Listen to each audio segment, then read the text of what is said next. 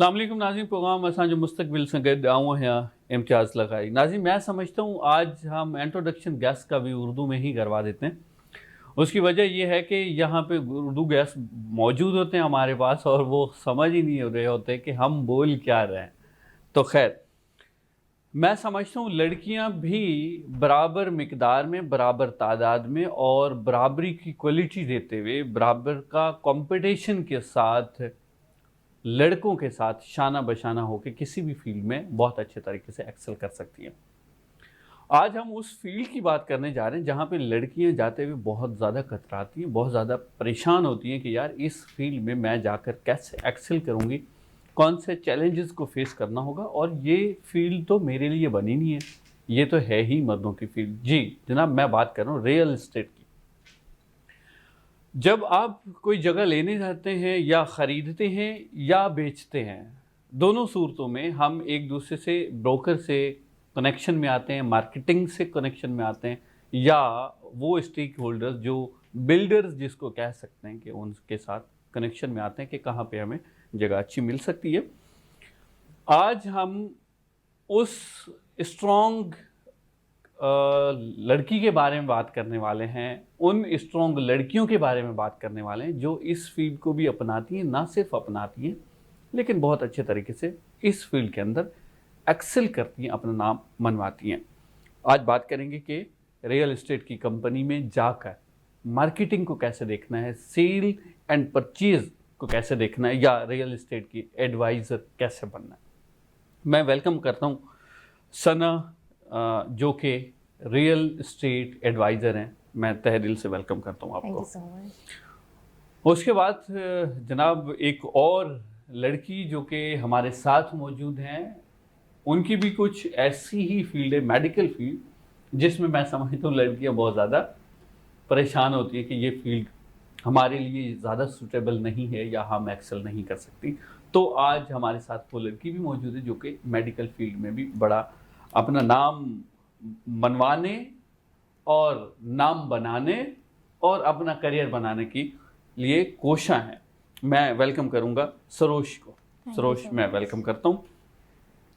सना, मैं समझता हूँ मेरे लिए भी ये बड़ी हैरानकुन बात है कि एक लड़की जो कि रियल एस्टेट में जाके मार्केटिंग एज अ मैनेजर वो अपने कह सकते हैं कि करियर को आगे लेकर चल रही हैं या as a real estate adviser काम कर रही हैं। ये बड़ा मुझे तो समझ नहीं आ रही कि लड़की कैसे ये काम कर सकती है।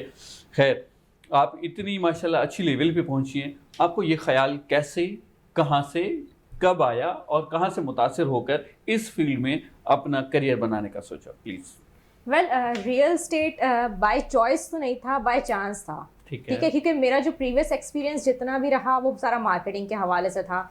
मैंने मार्केटिंग फील्ड में, डिजिटल मार्केटिंग फील्ड में बहुत काम किया, लेकिन जब मार्केटिंग एजेंसीज में काम किया रियल स्टेट के हवाले से, तो वहाँ के लोगों से इंस्पायर होकर मैंने फिर रियल स्टेट इंडस्ट्री को मैंने बोला कि अब रियल स्टेट में काम करना है, क्योंकि रियल स्टेट एक चैलेंजिंग फील्ड है। बिल्कुल ऐसा, एंड आई लव चैलेंजेस।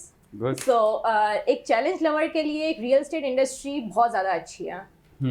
और सब आपने जिस तरह से कहते हैं मेंशन भी किया कि मेल डोमिनेंट इंडस्ट्री है ये। तो एक फीमेल के लिए मेल डोमिनेंट इंडस्ट्री में एंटर होना एक सबसे बड़ा चैलेंज है, बहुत ज़्यादा। तो बस फिर मैंने ठान लिया कि बस अब रियल एस्टेट इंडस्ट्री का पार्ट बनना है। अच्छा, कितनी सेटिस्फाई हैं अभी आप इस फील्ड में रहते हुए? बहुत ज़्यादा। रोज़ाना डेली बेसिस पर एक नई कहानी सुनने को मिलती है, लोगों से मिलने मिलता है, रोज़ाना एक नए चेहरा देखने को मिलता है कि हमारे पास इतनी इन्वेस्टर्स है, इतनी इन्वेस्टमेंट है, कहाँ पर मुझे लेना चाहिए, फिर उनको एडवाइस करना। क्योंकि जैसा कि आपको पता होगा कि एक फीमेल ही है जो कहते हैं कि एक मकान को घर बनाती है। बिल्कुल सही है। तो हम उस मकान खरीदवाते हैं, ठीक है, उनकी बजट के हिसाब से, और फिर उनको आगे गाइड करते हैं उनकी इन्वेस्टमेंट को कहाँ लगानी चाहिए, जिंदगी भर की जो सेविंग्स है वो कहाँ पर इन्वेस्ट करनी चाहिए, कौन सा प्रोजेक्ट उनके लिए अच्छा है, कौन सा घर उनके लिए अच्छा है, कौन सी दुकान उनके लिए अच्छी है। बिल्कुल सही। अच्छा सना, एक और फैक्टर बहुत ज़्यादा सुनने को मिलता है कि लड़कियों के लिए ये बड़ी चैलेंजिंग फील्ड है, बहुत ज़्यादा चैलेंजेस को फेस करना पड़ता है। हम अगर इस फील्ड को छोड़ते हुए इसको साइड पे रखें, वैसे ही जनरलाइज करें कि कौन से ऐसे चैलेंजेस हैं जो कि लाइफ में एक लड़की फेस कर रही होती है? वेल चैलेंजेस सिर्फ रियल एस्टेट में नहीं, जिस तरह से आपने कहा हर फील्ड में है। सबसे पहला चैलेंज आता है कि जब वो बाहर निकलती है, जेंडर डिस्क्रिमिनेशन है उसके साथ। ठीक है, आप मेल को ज़्यादा डोमिनेंसी देते हैं और फीमेल को कम देते हैं। सही है। फिर उनके पास करियर ग्रोथ उनके पास कम होता है। ठीक है। फैमिली का पीछे सपोर्ट वो बहुत ज़्यादा ज़रूरी है। अगर फैमिली सपोर्ट कर रही है एक फीमेल को बाहर निकलने के लिए, तो वो किसी भी इंडस्ट्री में काम कर सकती है। ठीक है। नेक्स्ट हमारे पास चीज़ आती है मेंटोरशिप। सिर्फ रियल एस्टेट में नहीं, बहुत सारी ऐसी फील्ड्स हैं जहाँ पर एक फीमेल के लिए मेंटोर अवेलेबल नहीं है। अब मैं आज एक रियल एस्टेट में हूँ तो मेरे पीछे बहुत सारे मेरे टीचर्स हैं, मेरे मेंटोर्स हैं जिन्होंने मुझे इस फील्ड में सपोर्ट किया, मुझे टीच किया। सही है। तो आज काफ़ी सारी फील्ड्स ऐसी है जहाँ पर मेंटोरशिप नहीं है फीमेल्स के लिए, करियर एडवांसमेंट नहीं है। लास्ट हमारे पास चीज़ आती है वो पे इक्विटी की आती है। मेल को पे ज्यादा मिल रही होती है और फीमेल को पे कम मिल रही होती है। ये तो ऑपोजिट आप कह रही हैं, ऐसा तो नहीं है। नहीं, बहुत सारी फील्ड्स में है। अच्छा, बहुत आप जिस वजह से जनरल फील्ड की बात कर रहे हैं ना आप, तो मैं भी जनरली बात कर रही हूँ। चलिए, आप अगर हम रियल एस्टेट की बात करते हैं तो रियल एस्टेट में यहाँ पर ब्यूटी विद ब्रेन्स की जरूरत है। अगर आपके पास स्किल सेट है, अगर आपके पास इंफॉर्मेशन है, देन यू आर सक्सेसफुल। बिल्कुल सही।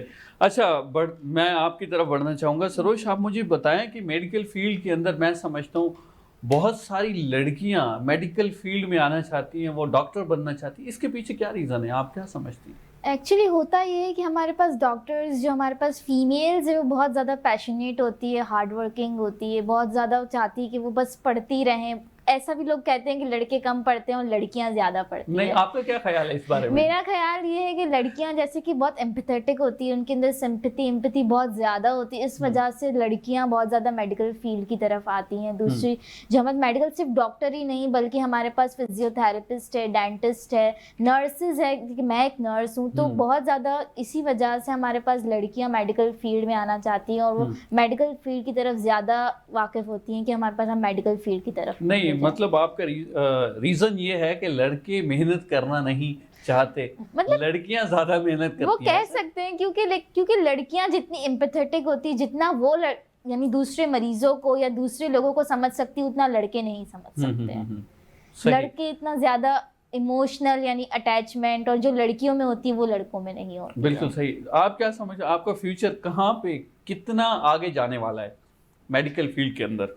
मेडिकल फील्ड के अंदर मुझे ऐसा लगता है कि मैं बहुत आगे तक जा सकती हूँ, क्योंकि जा सकती है या जाना है? बिल्कुल जाना है मुझे, क्योंकि अभी मैं जो मैं मास्टर्स कर रही हूँ उसकी आगे मैं बहुत ज़्यादा आगे जा सकती हूँ कि मैं एक पॉलिसी मेकर, गवर्नमेंट जॉब भी कर सकती हूँ। तो इसी वजह से लोगों को यानी मेडिकल फील्ड में अगर वो नर्स है तो उसको ये नहीं सोचना चाहिए कि वो सिर्फ बेड साइड काम कर सकती है। अच्छा सरोज, मुझे एक बात बताएं, मैं समझता हूँ जो यहाँ पे लड़कियाँ हैं, शहर से ताल्लुक़ रखने वाली हों या किसी गांव देहात से ताल्लुक़ रखने वाली हों, वो कहीं ना कहीं उनके बैक ऑफ द माइंड ये बात चल रही होती है कि यार हम स्टडीज़ नहीं कर सकती, अगर स्टडी कर भी लें। बहुत सारे ऐसे भी मिसाल एग्जाम्पल्स मिलते हैं जो कि MBBS कर लेते हैं, डिग्री मिल गई, अब उनकी शादी हो गई, शादी के बाद वो घर पे बैठ गई और वो खाना बना रही हैं।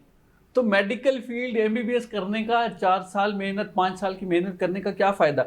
इसके पीछे क्या रीज़न है आपके ख्याल के मुताबिक? आई थिंक फैमिली को सपोर्ट करना चाहिए। अगर वो शादी हो गई है तो उसके जो रिलेटिव्स है, जो उनके यानी फैमिली मेम्बर्स हैं, उनको सपोर्ट करना चाहिए, उनको कहना चाहिए कि वो काम करें, क्योंकि हमारे पास अभी भी हमारे पास डॉक्टर, नर्सेज, हमारे पास मेडिकल फील्ड के लोग कराची, पाकिस्तान, पूरे पाकिस्तान में बहुत कम है। कि हमारे पास रेशो इतना कम है कि हमारे पास एक नर्स 40 पेशेंट्स देखती है और एक डॉक्टर 1000 पेशेंट्स देखता है। यानी हमारे पास 220 मिलियन की हमारी पॉपुलेशन है और हमारे पास अभी भी ये हाल है।